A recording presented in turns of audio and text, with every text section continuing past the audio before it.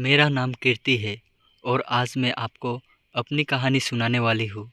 मेरे पापा मुझसे बहुत प्यार करते थे, लेकिन जब मैं छोटी थी 8 साल की, तभी वो एक एक्सीडेंट में चल बसे।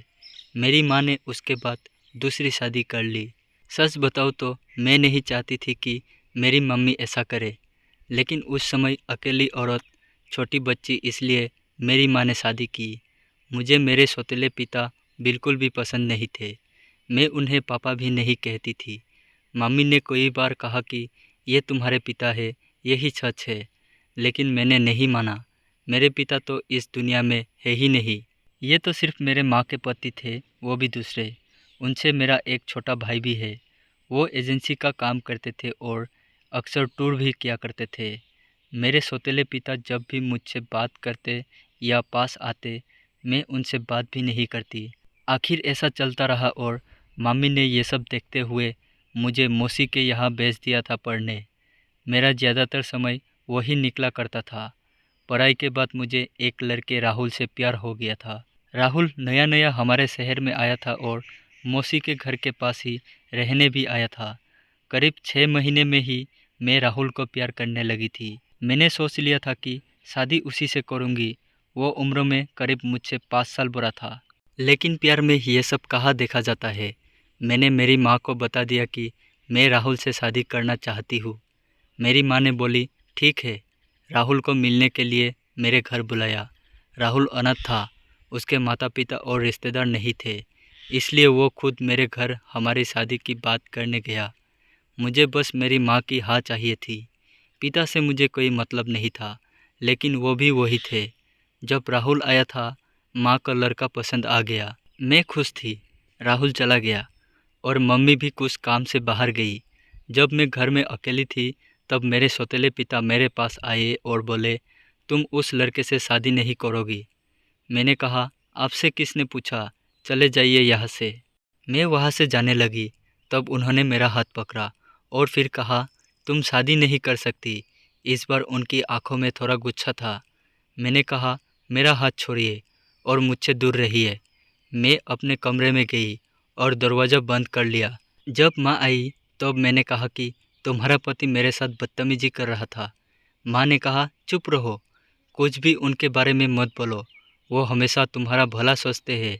मेरी माँ के आंखों पर तो जैसे पट्टी बंधी थी। माँ ने फिर रात में मुझसे बोला कि यह लड़का राहुल सही है, तू अच्छे से जान पहचान निकलवा लेना। मुझे समझ आ गया था कि उन्होंने इसके कान भर दिए। मैंने कहा कि खोट राहुल में नहीं है, तुम्हारे पति में है। वो मेरी शादी नहीं होने देना चाहते। पता नहीं उनके दिल में क्या है, लेकिन मैं राहुल से ही शादी करूंगी। मेरा फैसला मेरी माँ अच्छे से जान चुकी थी, इसलिए हमारे शादी तय हो गई। शादी की तैयारियां होने लगी। मैं खुश थी। इस दौरान मैंने उनकी आंखों में अजीब से बेचैनी देखी।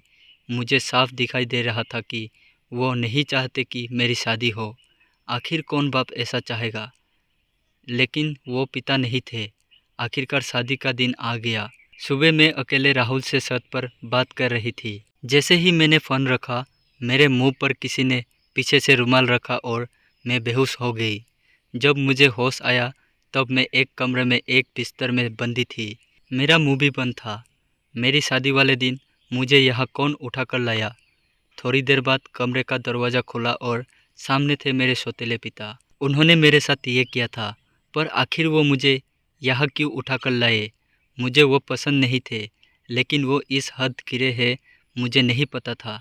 ऐसा तो मैंने उनके बारे में नहीं सोचा था। मैं यही सब सोच रही थी तब वो बोले, मैं तुम्हारी शादी उस लड़के से नहीं होने दूंगा। वो खाना लेकर आए थे। उन्होंने मेरा मुंह खोला। मैंने कहा कि क्या चाहते हो, तुम मेरी शादी से इतने परेशान क्यों हो।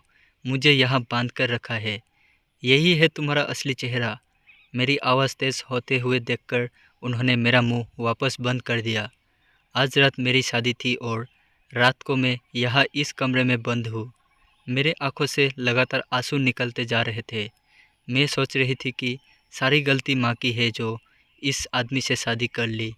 रात को फिर वो कमरे में आए। इस बार कमरे में आते ही कहा कि आज तुम्हारी शादी थी, लेकिन मैं नहीं चाहता था कि तुम उस लड़के से शादी करो। वो लड़का झूठा है, फ्रॉड है। तुम्हें धोखा दे रहा है। वो पहले से शादीशुदा है। तुम मेरी बात नहीं मान रही थी, इसलिए मैं तुम्हें यहाँ इस तरह लाना पड़ा। लेकिन तुम्हारे भले के लिए मैं कुछ भी करूँगा। मैं 3 साल पहले जब शहर के बाहर कुछ काम से गया था, तब मुझे ये लड़का होटल में एक लड़की के साथ दिखा था। मुझे इसलिए याद है क्योंकि वो लड़की मेरे जानने वाले दोस्त को जानती थी। उस समय उसने उससे बात की थी, तब भी वो चुप था और मुंह छिपा रहा था। जब तुम उसे घर लाई तब मुझे लगा ये वही है, इसलिए मैं तुम्हें मना कर रहा था। मैं जानता हूँ तुम मुझे अपना बाप नहीं मानती हो, लेकिन मैं तुम्हें हमेशा अपनी बेटी माना है और मैं वही करूँगा जिसमें तुम्हारी भलाई हो। फिर चाहे तुम मुझे कुछ भी समझो, कुछ भी बोलो। उस लड़के की सच्चाई तुम्हें सुबह पता चल जाएगी और तब तक मैं तुम्हें यही रखूँगा। और वहाँ से दरवाज़ा बंद करके चले गए। सुबह वो वापस आए, साथ में माँ भी थी। माँ ने पहले आते ही मेरे हाथ और मुंह खोला। मैंने मम्मी से कहा कि देखो इस आदमी ने क्या किया। अभी तक मुझे उनकी बातों पर रत्ती भर भी विश्वास नहीं था। लेकिन फिर दरवाजे से एक और औरत आई। उसके हाथ में एक छोटा बच्चा भी था। वो औरत बोली कि ये सही बोल रहे हैं, वो आदमी धोखेबाज है। उसने मुझे भी धोखा दिया। वो अनाथ नहीं है, उसके घरवाले भी है। मेरे सामने वो खड़ी वो औरत, उसका बच्चा, मेरी माँ, इन सब को देखकर मुझे भी अब यकीन होने लगा था। मैंने उसी समय राहुल को फ़ोन लगाया, लेकिन उसका फ़ोन ऑफ था। शायद उसे भी पता चल गया था कि उसकी सच्चाई सामने आ गई। उसके खिलाफ अब जो भी कार्रवाई होगी वो पुलिस करेगी। मेरे पिता उसके बाद भी मुझसे बात नहीं कर रहे थे, वैसे ही रह रहे थे जैसे पहले कुछ हुआ ही ना हो। 5 दिन बाद ही उनका बर्थडे था। मैंने पहली बार केक बनाया और उन्हें सरप्राइज़ दिया। उन्हें बोला हैप्पी बर्थडे पापा। मेरा ऐसे बोलते ही उनकी आंखों में आंसू आ गए। इतने सालों से दबा रखे थे शायद। बोले बेटा बस अब मुझे ज़िंदगी से कोई शिकायत नहीं, अब मुझे कुछ नहीं चाहिए।